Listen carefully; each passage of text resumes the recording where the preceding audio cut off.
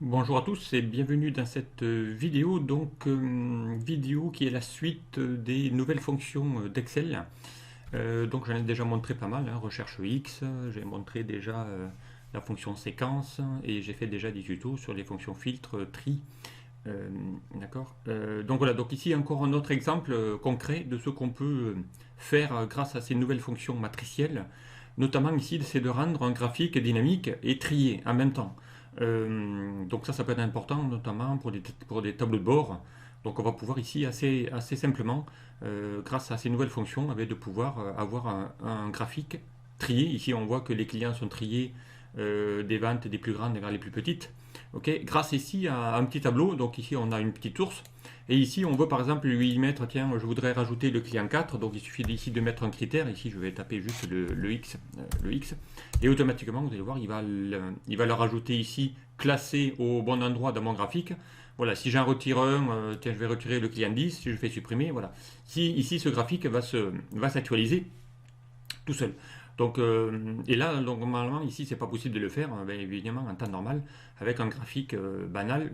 Il faut que les données soient dynamiques. Okay, donc, on va essayer de faire exactement la même chose en partant ici d'une source, encore une fois. Donc là, j'ai des clients qui sont pas triés, hein, on est d'accord ici, du moins par les ventes. Et ici, on a donc ici mon code qui permet ici de dire je veux montrer lui. Okay, alors, on y va. Donc ici, il va falloir évidemment préparer un petit peu les données puisqu'il va falloir qu'on aille avoir ici des données filtrées et triées. Donc on prend les en-têtes, on va remettre ici les ventes, et on va essayer ici déjà d'extraire les clients, mais uniquement ceux dont ici la sélection a été faite.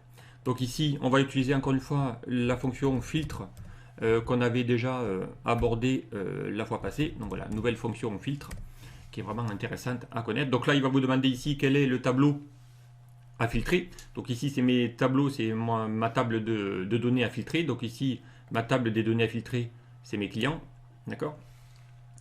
Deuxième argument, il va vous demander d'y inclure quoi. Eh bien ici, il va falloir lui inclure bien le critère dans lequel je veux qu'il filtre. Donc ici, ça va être les codes ici où je vais y mettre les données. Et ça, je ne cherche que ceux où je vais y mettre le X directement. D'accord. Voilà, et ensuite je peux fermer. Donc ici, il va vous permettre ici de pouvoir avoir une liste filtrée. Donc là, il va les mettre par ordre de passage. Donc client 2, client 6, ainsi de suite, ainsi de suite. Okay, moi, je vais lui demander ici de les trier. Alors attention, ici, on ne pourra pas utiliser la fonction tri que je vous ai déjà montré. On va utiliser la nouvelle fonction qui est apparue, qui s'appelle tri par.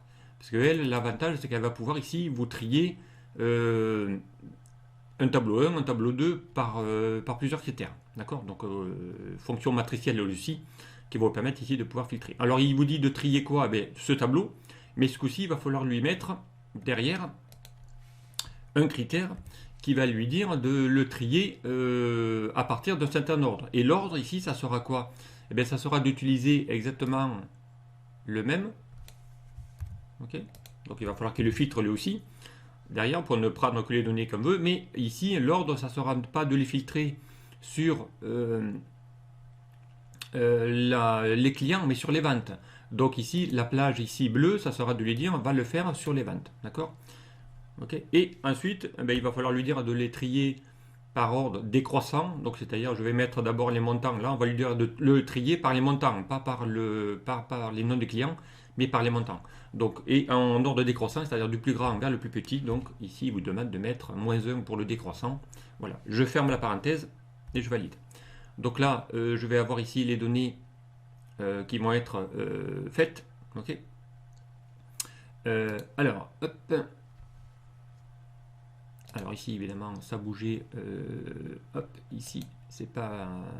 voilà, c'est le contraire qu'on veut faire. Donc ici, c'est bien elle qu'il faut qu'on fasse. Voilà, donc, et elle, il va falloir qu'on lui dise. Donc là, il n'a pas pris, mais on va lui dire de le faire sur cette colonne-là. Voilà. Et là, maintenant, je vais avoir mes clients triés. D'accord. Ici, hein, donc il va vous mettre d'abord le client 6. Pourquoi le client 6? Parce que c'est lui qui a le plus gros montant. D'accord. Ensuite, le client 2 qui a 45 et ainsi de suite. Ok. Voilà. Si j'en retire un, X, il va le remettre. Voilà. Si j'en reprends un autre, tiens, je vais prendre lui. je vais faire X automatiquement et boum, il va le rajouter. Okay. Donc là, j'ai une liste dynamique qui va s'afficher. Donc ensuite, nous, ce qu'il nous faudrait récupérer, c'est les montants correspondant à ces clients. Donc là, on va chercher, alors soit vous utilisez la recherche V, soit on va utiliser, encore une fois, la fameuse fonction matricielle, encore une fois. D'accord. Et l'avantage ici d'utiliser cette fonction matricielle recherche X, c'est qu'elle, on va vous chercher à partir de la première valeur.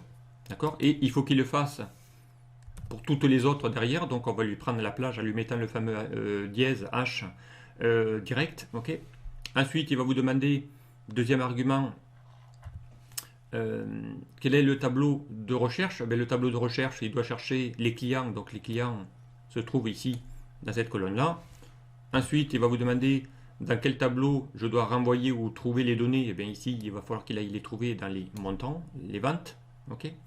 Et ensuite, on va lui dire que s'il ne trouve pas, on va lui mettre un champ vide. Et on va lui dire qu'il aille chercher la vraie correspondance exacte, donc 0. Et je ferme la parenthèse. Donc là, automatiquement, on va avoir les données filtrées directement ici de mon tableau. D'accord. Donc maintenant, on va pouvoir créer le graphique correspondant. Donc je peux sélectionner mes données. Je vais lui dire d'aller dans l'onglet insertion. Allez, on va créer un petit graphique tout simple. Hop, voilà. On va le faire ici. Voilà, donc ici on va mettre vente. Okay. Allez, on va lui mettre les petites étiquettes, ajouter les étiquettes de dessus. D'accord. Du coup, on va pouvoir supprimer ça. On va pouvoir supprimer le quadrillage. Allez, on va mettre en forme tout ça. On va mettre ça en gras. On va changer la police. Voilà. Allez, on va faire la même chose. Hop, on va juste un petit peu changer les données.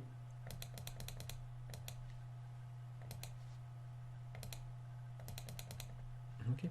Voilà, donc ici, l'avantage c'est que maintenant, si j'en rajoute un, là, voilà, si j'en rajoute ici un, eh bien automatiquement, ça va le rajouter dans mon tableau, mais ça ne va pas le rajouter ici dans mon graphique. D'accord. Donc le graphique, il n'est pas totalement dynamique, puisque d'ailleurs, les données ne sont pas totalement dynamiques. Donc on va essayer de le rendre dynamique. Donc il faudrait qu'à chaque fois que je rajoute ou que je supprime une donnée, donc si je supprime là, donc là il va évidemment la supprimer. Si je supprime elle, je fais supprimer, voilà. Il les supprime, mais voilà, ici il va laisser un vide dans votre tableau, dans votre graphique. Donc ici, encore une fois, quand je vais cliquer ici sur la source, lui il garde toujours la même plage. Donc cette plage-là, de ces sources de données ne sont pas dynamiques. Donc il va falloir ici qu'on crée des données avec une plage dynamique. Pour ça, eh bien, on va créer une plage nommée, enfin deux même, il en faut une pour les clients et une pour les ventes, pour rendre dynamique totalement ce client. Donc déjà, on sait que les données sont déjà triées, puisque les données sont déjà triées grâce à la fonction trier par, directement. Donc on y va, donc on va créer une plage nommée. Donc, onglet formule, je vous rappelle, dans le groupe non défini, on va lui dire de définir un nom. D'accord. Allez, on va l'appeler ici, le premier, ça sera pour mes clients. Okay. Et on va lui dire ici d'aller rendre dynamique cette plage. Donc il va falloir qu'il aille chercher la première cellule. D'accord. En lui mettant ici un petit hashtag direct. Comme ça, il va chercher ici tout le reste et on fait OK. Donc maintenant, pour vérifier que cette fonction, que cette plage nommée existe, donc on va chercher ici, la voilà, le fameux client. Ok. Et si je vais chercher ici les données, vous allez voir qu'il prend bien la plage. D'accord. Si je lui en rajoute ici, donc on va fermer. Si je lui en rajoute une nouvelle, d'accord. Là, je viens d'en rajouter une autre. Je vais faire un gestionnaire de nom, client. Hop, voilà. Donc il a bien prise ici la donnée, la plage nommée, elle est dynamique. Ok. Alors maintenant, eh bien, on va faire la même chose pour le deuxième. Donc on va créer une nouvelle qui va s'appeler vente. Okay.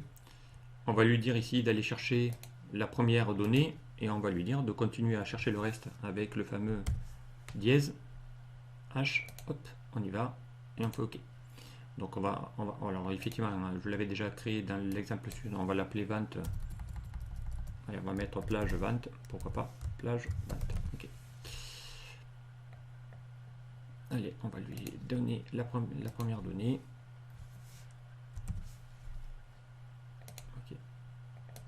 Ok. Ok, donc plage vente, on va essayer, on va même renommer après la prochaine. Voilà, plage des ventes, si je vais tester, elle prend bien ici les données. Et on va en profiter aussi pour modifier celle-là. Donc on va l'appeler aussi plage client. Ok. Ok, plage client. Ok. Voilà, comme ça ici j'ai les deux, plage client, plage vente, ce sont les deux plages nommées qui permettent de rendre ici cette ligne. Bien maintenant, il faut les intégrer dans mon graphique. Donc c'est la dernière étape, c'est la quatrième. Donc on va lui dire de modifier la source. D'accord. Donc ici on peut aller dans les outils de graphique, modifier, sélectionner les données. D'accord. Et on va lui dire ici de modifier déjà les ventes. On sélectionne, on fait OK. Et là on va lui dire d'aller chercher la plage nommée. Donc ici ce sont mes ventes. Donc on va pouvoir, donc il faut laisser évidemment le nom de la feuille dans laquelle il est. D'accord. Derrière le point d'exclamation, vous effacez toute la plage qui est derrière et on va lui chercher la plage nommée qu'on a créée. Donc là, vous pouvez utiliser la touche de fonction F3 pour afficher toutes les plages nommées. Donc on sait que c'est la plage des ventes. Ok. Donc je vais lui dire d'aller faire OK. Ça marche. Et il faut aussi modifier ici les clients. Donc je fais modifier. Lui aussi. Je retire tout ce qui est derrière. On va faire FN F4, F3 ou F3, peu importe, ça dépend des portables. Et ici, on va chercher la plage des clients. On fait OK, on fait OK. On fait OK. Donc là maintenant, mon graphique doit avoir les mêmes données. Donc on va en profiter aussi pour formater. On va mettre en forme les étiquettes de données. OK, on va aller dans l'outil nombre. On va lui chercher un nombre, pas de décimale. OK, avec séparateur de milliers. OK. On fait ajouter. Voilà. Donc maintenant, si je rajoute un autre X, voilà. Donc le graphique va être totalement dynamique. Voilà, je vais lui en retirer un. Voilà, on va lui retirer lui, on va lui retirer lui. Pardon, on lui retire, j'ai dit. Hop, voilà. Donc là, ben, votre graphique, il va être totalement dynamique. Voilà, tiens, je prends ici un nouveau, je supprime un nouveau critère. Voilà, il n'y en a plus que 4. Voilà, j'en rajoute 3 de plus. Je vais faire un X. Voilà. Vous voyez que le graphique, il est dynamique et il est en même temps trié en fonction des données qu'on va lui sélectionner. Donc ça peut être intéressant de le faire. Donc sincèrement, hein, il nous faut juste une fonction qui permet d'extraire et de filtrer les données d'un tableau à partir d'un critère. Donc ça peut le faire via un TCD, un tableau croisé dynamique, peu importe. Une recherche X pour aller chercher les bons montants de la bonne colonne, pareil aussi dynamique. 2 plages nommées. Et puis derrière, donc vous allez pouvoir affecter ces plages nommées dans vos graphiques pour rendre ce graphique totalement dynamique. Voilà ici comment utiliser encore une fois ces nouvelles fonctions matricielles donc pour rendre des graphiques totalement dynamiques voilà, à utiliser donc encore une fois sur les dernières versions d'Excel, Office 365 notamment. Allez, je m'en arrête là pour ce petit tuto, donc je vous dis à très vite pour de prochains. Au revoir.